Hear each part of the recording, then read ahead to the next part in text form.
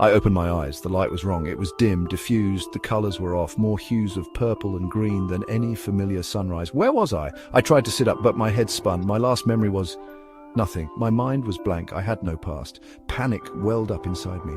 I scanned my surroundings. I was lying in a crater filled with some kind of luminescent moss. Strange, twisted trees reached for the sky. Their bark pulsed with an eerie inner glow. The air was thick and sweet, heavy with the scent of unknown flowers. I stood, my legs wobbly. Each step sent tremors through my body. I had no idea where I was or how I got here. I was alone. Or was I? The thought sent shivers down my spine. I started walking. The ground beneath my feet was spongy, unlike anything I'd ever felt before. It absorbed sound, making my footsteps eerily silent. Giant bioluminescent mushrooms sprouted from the forest floor.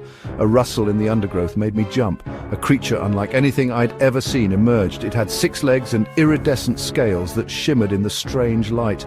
Its eyes, large and black, stared right through me. It let out a low growl, then disappeared into the undergrowth. More rustlings, more creatures. They were watching me, I could feel it. Some were small and scurried away when I got close. Others were large, lurking in the shadows. Their intentions unclear.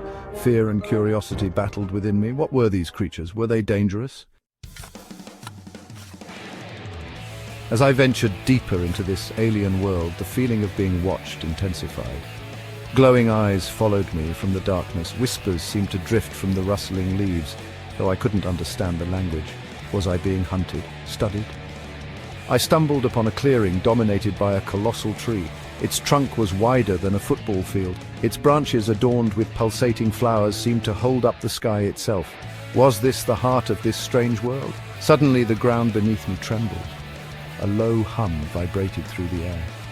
The hairs on the back of my neck stood on end. Something was coming.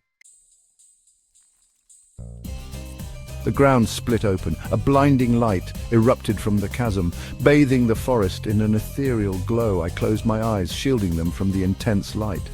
When I opened them, everything had changed. The strange trees were gone.